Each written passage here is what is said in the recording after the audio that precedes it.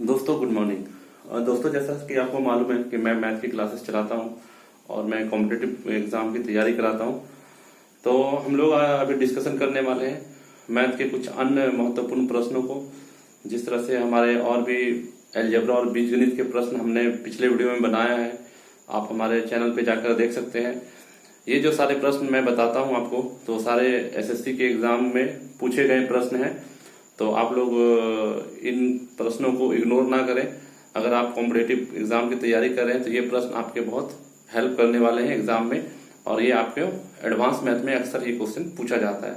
आज का जो प्रश्न है वो आपके सामने, आप इस तरह से आज का जो प्रश्न है वो सिंप्लीफिकेशन पे और नंबर सिस्टम पे और कहीं ना कहीं अलजेब्रा पर भी आधारित प्रश्न है, जिसको हम लोग चलिए बनाना शुरू करते हैं। और उसके बाद हर प्रश्न का जो एग्जाम्पल है, मैंने अपने एक एग्जाम्पल वाला सेट बनाया है। आपको मैं वीडियो के लास्ट में वो क्वेश्चंस अवेलेबल कराऊंगा, वो फोटो में आपका आ जाएगा। आप उन प्रश्नों को खुद से बनाने का प्रयास करेंगे तो आप उन्हें सॉल्व कर पाएंगे। तो चलिए वीडियो स्टार्ट करते हैं। देखिए पहला प्रश्न है बोर्ड पे। ये प्रश्न बहुत बार पूछा जाता है एग्जाम में, कोई भी आप एग्जाम की तैयारी कर रहे हैं वहां पे। पहला प्रश्न है x, ये डबल रूट नहीं, एक सिंगल रूट है। इस तरह से x under root 20 plus under root 20 plus under root 20 under root 20, यानी रूट के अंदर 20 20 20 20 20 करके है अप टू इन्फिनिटी तक, मतलब वो कंटिन्यू चलेगा। तो इसको कैसे सॉल्व करना है? तो देखिए, अगर इस तरह के प्रश्न रहते हैं 20 20 रहे, या आपके फिर कोई भी और नंबर है 72 रहे, या आपके 30 रहे, तो इन प्रश्नों को जब भी एग्जाम में दिया जाता है तो एक साधारण ट्रिक पे ये बन जाता है, और वही ट्रिक मैं बताने वाला हूं। आप उसी से बनाएं, ज्यादा बेटर है। और वैसे आप इसको क्वाड्रेटिक इक्वेशन की तरह से भी बन जाता है, तो उनपे आप छोड़ दें। इसका सिंपल ट्रिक ये है, जो नंबर दिया हुआ है, नंबर यहाँ क्या दिया हुआ है, 20 दिया हुआ है। 20 दिया है, 20 को आपको तोड़ना है दो तरह से। जैसे कि 20 को हम तोड़ेंगे पहाड़ा से, 5 चौके 20 भी होता है, 10 दूना 20 भी होता है, 4 पंचे 20 भी होता है ना। तो उसको आपको इस तरह से लेना है कि दो डिजिट, जैसे 5 और 4, 5 चौके 20 होता है ना, तो 5 और 4 लेंगे, 5 और 4 लेंगे, क्लोज में तोड़ना है दो।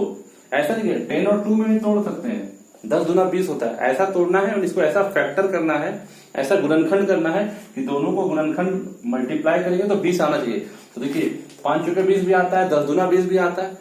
तो हमको लेकिन लेना है क्लोज वाला, जो 5 4 इस तरह से क्लोज में रहेगा, एक के बाद दूसरा। तो इस तरह से जब भी हमको तोड़ने के बाद क्या करेंगे, तो हम लोग 20 को तोड़ेंगे 5 चौका 20 में। आपको इस तरह से तोड़ना है कि आसपास वाला अंक मिल जाए, आसपास वाला अंक ढूंढना है। तो हमारा 20 को हम लोग तोड़ेंगे तो 4 और 5, आसपास वाला अंक मिल गया, 4 के बाद ही 5 आता है।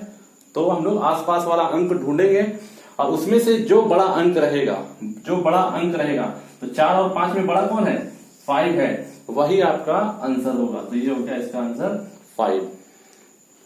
जो नंबर दिया रहता है 20 है यहाँ पे दिया हुआ, तो 20 को तोड़ेंगे, गुणनखंड करेंगे। इस तरह से गुणनखंड करना है कि आसपास वाला नंबर में गुणनखंड हो जाए, यानी इन दोनों को गुना करने से ये नंबर आना चाहिए, 20 आना चाहिए। इस दोनों नंबर को हम गुना करेंगे तो 20 आ जाता है ना, आ जाता है। तो यहाँ पे जो बड़ा नंबर होगा वो आपका आंसर होगा। लेकिन अगर यही प्रश्न अगर रहता आपका, यहाँ पे सब में माइनस माइनस रहता, मान लो ये प्रश्न नंबर, ये सब में माइनस रहता, तो माइनस रहता तो यहाँ पे क्या करते, आंसर लिखते समय छोटा वाला लिखेंगे, यानी 4 यहाँ पे आंसर हो जाता है। जब माइनस माइनस रहेगा तो आपको छोटा वाला लिखना है, और जब प्लस प्लस वाला था तो वहां पे बड़ा वाला अंक लिखना है, यानी माइनस माइनस में 4 आंसर होगा, और प्लस प्लस रहता तो 5 आंसर होता। तो ये दो टाइप हो गया ना, प्लस प्लस प्लस करके रहेगा, बीच में प्लस होना जरूरी है, प्लस या माइनस है। और देखिए आप पूछ सकते हैं सर 16 हो गया तो कैसे टूटेगा? देखिए 16 करके प्रश्न आपको देगा ही नहीं आपका। आप कह सकते हैं कि सर 81 हो गया, तो ऐसा आप जैसे 81 को नहीं तोड़ सकते हैं क्लोज में, तो ऐसा वहां पे अंक देगा। जैसे 30 दे सकता है, 30 में क्या 6 और 5, 6 पंचे 30 होता है, प्लस में तो 6 आंसर, और माइनस माइनस करके -30 अंडर रूट -30 दिया, तो वहां पे 6 पंचे 30 में छोटा वाला -5 वाला को लेंगे। तो आपको यहाँ पे ऐसा अंक बैठा के देगा ही, 20 रहेगा, 42 रहेगा, 7 छक्के 42 होता है ना। 8 सत्ते 56 दे सकता है। तो यहाँ पे ऐसा अंक देगा जो आपका क्लोज में टूटेगा ही टूटेगा, ये समझ लो। अगर ऐसा नहीं देता तो क्वेश्चन बनेगा नहीं आपका। तो ये आपका दो टाइप मैंने बताया। प्लस वाला में बड़ा वाले को लेना है, माइनस माइनस रहेगा तो आपको छोटा वाला में लेना है। तो जब +20 रहता तो 5 आंसर होगा, -20 है तो आपका 4 आंसर होगा। तो ये टाइप, फर्स्ट टाइप और सेकंड टाइप दोनों प्रश्न में एग्जाम में आता है, आप इसको नोट कर ले। तो बेसिक, तो इसको आप इसी से बनाए ज्यादा बेटर है। इसी पर वर्गमूल टाइप का एक और प्रश्न आता है जो बोर्ड पे हम लिखते हैं। टाइप 1, टाइप 2 बताया, टाइप 3 बनाते हैं हम लोग। टाइप 3, टाइप 3 में क्या है देख लो। मान लो इस तरह से √7 सेम उसी तरह से, लेकिन यहाँ प्लस भी नहीं है माइनस भी नहीं है। इस तरह से कंटिन्यू चलेगा अप टू इन्फिनिटी तक। यहाँ पे पिछला प्रश्न में सब में प्लस प्लस था ना, यहाँ पे ना प्लस है ना माइनस है, यानी कि कंटिन्यू है। और कहां तक है? इन्फिनिटी तक, मतलब साथ चलते रहेगा। तो यहाँ पे आंसर क्या होगा? यहाँ पे सिंपल आंसर क्या होगा जब इसको बनाएंगे? तो ये भी आपका एसएससी में और रेलवे में पूछा जाता है। तो इसका आंसर जो अंक दिया हुआ है 777 दिया ना, तो वही अंक उसका आंसर होता है, 7 ही आंसर होगा। जैसे मान लो 5 दिया है तो आपका आंसर 5 होगा। 8 दिया है तो आपका आंसर 8 होगा। यानी कि अगर बीच में ना प्लस रहे ना माइनस रहे, ओनली अंक दिया रहे और वर्गमूल है ना, स्क्वायर रूट दिया है, तो आपका जो अंक दिया है वही आंसर होता है। तो ये टाइप 3 हो गया। ये सब कुछ ऐसे प्रश्न हैं जो अक्सर परीक्षाओं में पूछे जाते हैं और लोग बहुत टाइम लगा देते हैं इसमें, बहुत लोग सोचने लग जाते हैं। इसमें कुछ सोचना नहीं है आपको। डायरेक्ट मैं जिस तरह बता रहा हूँ आप उस तरह से लिखें, आपको बहुत बेनिफिट होगा, बहुत फायदा होगा। और मेरी आपसे रिक्वेस्ट है कि आप हमारे चैनल को सब्सक्राइब करें और लाइक भी कर दें। चलिए, ये टाइप 1, टाइप 2 हो गया, और टाइप 3 भी, प्लस वाला टाइप 1, माइनस वाला टाइप 2 और ये टाइप 3। एक और प्रश्न अक्सर परीक्षा में पूछा जाता है, टाइप 4। ये भी आप देखें, प्रश्न में दिया रहता है परीक्षा में, यदि x + 1/x का वैल्यू 2 है हो तो आपको फाइंड आउट करना है x का पावर 99 प्लस 1/x का पावर 99 माइनस 2 का वैल्यू क्या होगा। देखिए इस तरह के प्रश्न, वैल्यू आप जब 99 देख लेते हैं, वैल्यू 100 देख लेते हैं x का, तो आपको डर लग जाता है। वहां पे डरने की जरूरत नहीं है। और खासकर ये जो परीक्षा पर ये जो मैं प्रश्न बता रहा हूँ, सारे जो खासकर जो कमजोर विद्यार्थी हैं, एवरेज स्टूडेंट है, उनके लिए मैं क्लासेस स्टार्ट किया हूँ। जो तेज है तो वो उनसे रिविजन कर सकते हैं। उनको फायदा क्या है, रिविजन कर लेंगे। डायरेक्ट एग्जाम में ये सब प्रश्न आते हैं। तो ये प्रश्न चलिए हम लोग बनाते हैं। तो देखिए, ये भी अलजेब्रा का क्वेश्चन बोलिए, सिंप्लीफिकेशन है या सरलीकरण बोलिए, जिस तरह से अब प्रश्न है, ये अक्सर मिसलिनियस में क्वेश्चन आते हैं जो कि अक्सर आते हैं एग्जाम में। तो देखिए, गिवन है x + 1/x = 2 गिवन है, और फाइंड आउट करना है x का पावर 99 प्लस 1/x का पावर 99 माइनस 2 का वैल्यू क्या होगा। तो सबसे पहले आपको x का वैल्यू अगर मालूम हो जाए, x का वैल्यू मालूम हो जाए तो यहाँ पे x का वैल्यू बैठा देंगे तो ये आपका आंसर आ जाएगा। तो x का वैल्यू मालूम कैसे करेंगे वो देखिए। जो गिवन है x + 1/x, आपको x का वैल्यू क्या लेंगे, ये x का वैल्यू क्या बैठाएंगे कि आपका 2 हो जाए, है ना। ये जो गिवन है x + 1, आपको x का वैल्यू इस तरह से सिलेक्ट करना है, इस तरह से चुनना है, इस तरह से इमेजिन करना है कि ऐसा बैठा दे x का वैल्यू दोनों जगह पे, ये 2 हो जाए, यानी कि ये इक्वेशन को सेटिस्फाई कर जाए। यदि हम x का वैल्यू 1 लेंगे, यदि हम x का वैल्यू 1 बैठाएंगे, तो यदि x का वैल्यू दोनों जगह पे 1 बैठाएंगे तो देखिए तो 2 आता है, यहाँ पे 1 और यहाँ पे 1 बैठाएंगे तो यहाँ पे 1 प्लस 1/1 क्या होता है, 1 ही होता। तो यहाँ 1 यहाँ 1, 2 हो गया ना, यानी ये 2 आ गया ना। इसका मतलब x का वैल्यू हम 1 लेंगे तो ये 2 आ जाता है। इसका मतलब ये प्रश्न में x का वैल्यू 1 लेना पड़ेगा, यानी कि अब आपका x का वैल्यू 1 निकल गया। तो x का वैल्यू कितना लेना पड़ रहा है, 1, यानी x का वैल्यू 1 आया। अभी जो x का वैल्यू 1 है तो यहाँ पे x की जगह पे 1 बैठाएंगे। तो जब x के जगह पे 1 बैठाएंगे तो देखिए 1 का पावर कितना है, x की जगह पे 1 बैठाएंगे ना, पावर में कितना 99। तो 1 का पावर, 1 का पावर कुछ भी कर दे, 99 रहने दो, 100 रहने दो, 102 रहने दो, 1 का पावर कुछ भी हो तो 1 ही आता है। तो 1 का पावर कुछ भी रहेगा तो 1 होगा। यहाँ पर भी x का पावर 99 और x का मान कितना निकाला आपने, 1 निकाला ना। तो 1 का पावर 99, 1 का पावर 99 मतलब 1 ही होगा। 1/1, 1/1 को 1 ही लिखते हैं। तो तो 1 + 1 और ये बाजू में है -2, तो कितना हो गया 1 + 1 2, 2 में 2 गया 0, आंसर हो गया 0 हो गया। कोई प्रॉब्लम है? बहुत सिंपल है। तो इन सब मैथ को आपको अपने नोटबुक में नोट करना है और इसको नोट्स बनाकर रख लेना है और इसको बीच बीच में रिवीजन करते रहना है। बस 1 लाइन 2 लाइन में सारा प्रश्न बन रहा है, आप इसको अच्छे से लिखें, नोट करें और आपको बहुत लाभ मिलने वाला है एग्जाम में। चलिए नेक्स्ट टाइप पे आते हैं, टाइप 5 पे। तो इन सब प्रश्नों में ढूंढना क्या है आपको, x का वैल्यू क्या लेंगे कि आपका ये जो गिवन है वो सेटिस्फाई हो जाए। तो x का वैल्यू हमने यहाँ पे 1 बैठाने से, यहाँ 1 बैठाएंगे, यहाँ 1 बैठाएंगे तो 2 आ जाता है, यानी x का वैल्यू 1 लेना पड़ेगा। x का वैल्यू आपने निकाल लिया 1, अब ये x का वैल्यू 1 आया तो यहाँ पे x की जगह पे 1 रख देंगे। 1 का पावर 99 1 ही होगा, यहाँ पर 1 का पावर 99 1 ही होगा, तो 1 1 2 और 2 में ये 2 माइनस करेंगे तो 0 होगा। ये आपका आंसर हो गया। तो टाइप 4। नेक्स्ट टाइप पे चलते हैं, टाइप 5 पे। तो ये जो हमारा प्रयास है आप लोगों के लिए, तो बस मैं बार बार कर रहा हूं, आप हमारे चैनल को सब्सक्राइब करें और दूसरे लोगों तक भी ऐसा इंफॉर्मेटिव वीडियो अपने करीबियों को और रिश्तेदारों को जो भी कंपटीशन तैयारी करें उन तक पहुंचाएं। टाइप 5 भी सेम है, बस ये एग्जाम में आए हुए हैं, ध्यान रखना आपको। टाइप 5 में क्या है, यदि a + 1/a का वैल्यू 2 दिया है, सेम 2, आप देख रहे हैं ना, इसका मतलब क्या होगा, a का वैल्यू 1 लेना पड़ेगा। चलिए आप लोग को समझ में आ गया तो बहुत अच्छी बात है।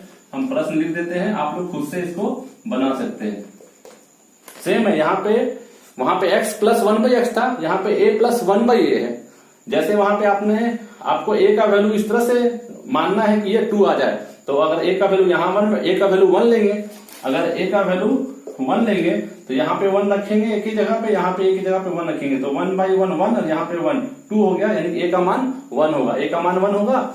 अब इसको निकालना a का पावर 5 प्लस 1/a का पावर 5, a की जगह पे 1 रख देंगे, 1 का पावर 5, 1 का पावर कुछ भी रहता है तो आपका 1 होगा, तो यहाँ पे a की जगह पे 1 रखेंगे, 1 का पावर 5 यानी 1 ही होगा, प्लस यहाँ पे 1/a का पावर 5 मतलब 1 का पावर 5, 1 का पावर 5 मतलब 1 ही होगा, तो 1/1 मतलब 1 ही होगा और 1 1 2 आंसर हो गया। ये सब प्रश्न को आपको एग्जाम में देखते के साथ बना लेना है। बहुत लोग बोलेंगे ये प्रश्न नहीं आते, आप एसएससी का क्वेश्चन बैंक जाकर उठाइए, आप देख सकते हैं कि ये प्रश्न आया हुआ है या नहीं। तो जो तेज है उनके लिए तो मैं यही बोलूंगा, रिवीजन हो रहा है, कोई दिक्कत नहीं, आप रिवीजन कर लो, फटाफट रिवीजन भी आपका हो जाएगा, तो आपके लिए ये बेनिफिट है। टाइप 6, तो हम वही प्रश्न आपके सामने लाते हैं जो परीक्षाओं में पूछे गए हैं। ऐसा नहीं कि कोई भी क्वेश्चन आपको बता दिए और वो एग्जाम में नहीं आए तो कोई मतलब नहीं है। टाइप 6 में सेम एक और क्वेश्चन है, एग्जाम में पूछा हुआ है, यहां पर भी आप तुरंत सॉल्व कर लेंगे। 1/√a - 1/√b का वैल्यू 0 है, तो आपको निकालना है 1/a + 1/b का वैल्यू क्या होगा। ये प्रश्न है, ये भी पूछा गया है। सेम आपको करना है, a और b का वैल्यू इस तरह से निकालना। a का वहां पे तो a का मान निकाल रहे थे, x का मान निकाल रहे थे, यहाँ पर a का भी मान निकालना है और b का भी मान निकालना है। a और b का मान आ जाएगा तो आप वहां पे a का मान यहाँ बैठा देंगे, b का मान यहाँ बैठा देंगे, आंसर जोड़ देंगे तो आंसर हो जाएगा। तो देखिए आपको पहले जो गिवन है 1/√a - 1/√b = 0, तो a और b का वैल्यू क्या लेंगे कि ये 0 आ जाए। a का वैल्यू अगर हम 1 ले लें और b का वैल्यू 1 ले लें, दोनों का वैल्यू 1 ले लेंगे तो 0 आ जाए। कैसे? देखिए a की जगह पे अगर 1 लेंगे तो √1 का मान 1 ही होता है, ये √a है, a की जगह पे 1 बैठाएंगे तो √1 का वैल्यू 1 ही होता है, तो ये 1/1 क्या होगा 1 होगा। और b की जगह पे आप 1 बैठाएंगे तो √b है और b की जगह पे 1 बैठाए तो वर्गमूल 1, 1 का वर्गमूल 1 ही होता है और 1/1 मतलब 1 ही होगा, बीच में माइनस है, तो यानी कि 0 आ गया ना। इसका मतलब a का वैल्यू 1 और b का वैल्यू 1 बैठाने से हमारा 0 आ रहा है ना, तो 0 आ गया। इसका मतलब a का वैल्यू 1 लेना पड़ेगा, b का भी वैल्यू 1 लेना पड़ेगा। इसका मतलब a का वैल्यू 1 आ गया और b का वैल्यू 1 आ गया, निकल गया।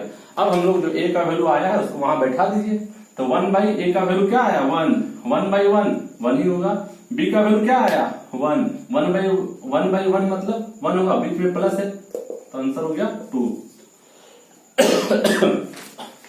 तो यानी कि यहाँ पे भी इसी तरह से करना था, a और b का वैल्यू इस तरह से लेना है, सिलेक्ट करना है कि आपका 0 आ जाए। तो अगर a का वैल्यू हम 1 लेंगे, b का वैल्यू भी 1 लेंगे, तो 1/1 1, और यहाँ पे 1/1 1, तो 1 का, और बीच में माइनस है, 1 - 1 0 आ गया, यानी a और b का वैल्यू 1 लेना पड़ेगा। a और b का वैल्यू आपका आ गया 1 1, तो जो निकालना है वहां पे बैठा दी। a का वैल्यू 1 निकाला आपने, b का वैल्यू भी 1 निकाला, तो 1 + 1 = 2 आंसर हो गया। तो देखिए कितना आसान है। एग्जाम में ये इस तरह से आते हैं, बहुत से लोग प्रॉब्लम में हो जाते हैं, क्या कर रहे हैं, वर्गमूल कर रहे हैं, एलसीएम कर रहे हैं, तो ये आपको इस तरह से नहीं करना। देखिए ये सब ऐसे प्रश्न है जिनको आपको थोड़ा 1-2 बार बनाकर प्रैक्टिस कर लेना, फिर एग्जाम में आपका प्रश्न नहीं छूटेगा। चलिए टाइप 7 पे आते हैं। तो इस तरह के प्रश्नों को आप अपनी कॉपी में उतारते जाएं, स्क्रीनशॉट ले लें, कैमरा को ये करके पॉज करके स्क्रीनशॉट ले सकते हैं ताकि आपको समझ में आ जाए। नेक्स्ट क्वेश्चन पे चलते हैं। देखिए टाइप 7 पे ये भी प्रश्न बहुत एग्जाम में आता है। आप अभी एनटीपीसी का एग्जाम अगले साल होगा, ये मैं आपको इन्फॉर्मेशन दे रहा हूं, और जहां तक मेरा अनुमान है अगले साल ही होना चाहिए, और ग्रुप डी का भी एग्जाम भी अगले साल ही होगा। तो अच्छा है, मौका है आपके पास, तैयारी करने का टाइम है, आप तैयारी कर सकते हैं। एक प्रश्न इस तरह से आते हैं एग्जाम में, यदि 1 + x/144 का वैल्यू दिया है 13/12, तो x का वैल्यू क्या होगा। इंग्लिश मीडियम वाले भी पढ़ सकते हैं, तो के जगह पे देन लिखिए, और बाकी तो यदि है तो इफ लिखिए, if √1 + x/144 = 13/12, then find out x = what। और हिंदी वाले तो आप सीख ही थे। तो देखिए इसमें आपको x का वैल्यू निकालना है। बहुत से लोगों को प्रॉब्लम होता है, अगर आप एडवांस पे प्रैक्टिस करेंगे तो आपको एक चीज नजर आता है। देखिए वर्गमूल में है ना, ये वर्गमूल का अंडर रूट का साइन है, वर्गमूल का चिन्ह है यहाँ पे। तो देखिए 144 है, 144 का वर्गमूल, 144 का वर्गमूल या रूट क्या होता है, 12 होता है। मालूम होना चाहिए, छोटा छोटा बेसिक चीज है, आप इसको याद कर लीजिए। वर्गमूल कम से कम आपको ज्यादा से ज्यादा याद करना है। 144 का वर्गमूल 12 होता है, यानी कि ये 12 यहाँ तो निकल के आ रहा है। आपको इस तरह से लेना है x का वैल्यू कि यहाँ पे 12, और जैसे हमने बताया पिछले प्रश्न में, इस x का वैल्यू इस तरह से बैठाना है कि ये ऊपर में 13 आ जाए, नीचे में 12 आ जाए, यानी ऊपर में 13 और बीच में 12 आ जाए। तो देखिए ये √144 तो नीचे आ रहा है, ठीक ना। √144 का मान 12 होता है। x का वैल्यू कितना लेंगे, तो और देखिए 13 का स्क्वायर करने से 169 होता है ना। 13 का स्क्वायर करेंगे तो 169, जैसे 12 का स्क्वायर 144 होता है, जिस तरह से 12 का स्क्वायर 144 होता है, 13 का स्क्वायर 169, मतलब ऊपर में 169 आना चाहिए। ऊपर में 169 आएगा, उसका वर्गमूल करेंगे तो 13 आ जाएगा। समझिए यहाँ पे हमने क्या बोला, जैसे कि 12 का स्क्वायर 144 होता है ना, तो वहां पर उसी तरह से 13 का स्क्वायर क्या 169 होता है। तो यहाँ पे आपको ऊपर में 169 आना चाहिए, नीचे में 144 आना चाहिए। कैसे आएगा देखिए, x का वैल्यू कितना बैठाएंगे कि आपका ऊपर में 169 आ जाए। तो देखिए तो 144, इन दोनों को जोड़ेंगे ना, तो 144, ठीक है। और ये यहाँ पे क्या करते, जोड़ते कैसे, यहाँ पे 144 × 1, 144 को 1 से गुना करेंगे, 144 ही होगा, और प्लस x, इसको लिखेंगे बराबर 13/12, ठीक है। अब देखिए x का वैल्यू कितना लेंगे, 144 का वर्गमूल अगर हम निकालेंगे, वर्गमूल ऊपर नीचे दोनों पे, तो नीचे हो गया 12 हो जाएगा, और ऊपर में रूट 144 प्लस x का मान कितना लेंगे। अगर हम x का मान 15 ले ले, सॉरी 15 नहीं 25, x का वैल्यू अगर हम 25 ले ले, आप ऑप्शन से भी ले सकते हैं। x निकालना था ना, ऑप्शन में जो दिया रहेगा, तो आप ऑप्शन में देखिए 25 रहेगा। तो जब अगर हम x का मान 25 ले लें, अगर x का वैल्यू 25 ले लें, तो यहाँ पे अगर 25 बैठाएंगे x की जगह पे, तो 144 प्लस 25 कितना हो गया, 169। 144 प्लस 25 169 होता है, और 169 का वर्गमूल 169 ही हो रहा है ना, तो ऊपर में 169 हो रहा है, और नीचे में 12 था, ये वर्गमूल था, और 169 का वर्गमूल कितना 13/12। इसका मतलब x का वैल्यू 25 बैठाने से ये 169 होता है, 169 का वर्गमूल 13 होता है। तो इसका मतलब आपको x का वैल्यू कितना लेना पड़ेगा, 25 लेना पड़ेगा। जब 25 यहाँ बैठाएंगे तो आपका 13/12 आ जा रहा है। ये जो 13/12 निकालना था आपका, जो 13/12 राइट साइड में दिया था, राइट साइड में 13/12 था ना, 13/12 कैसे आ रहा, जब हम x का वैल्यू 25 बैठाएंगे तो 13/12 आ रहा है। एक बार फिर से समझते हैं।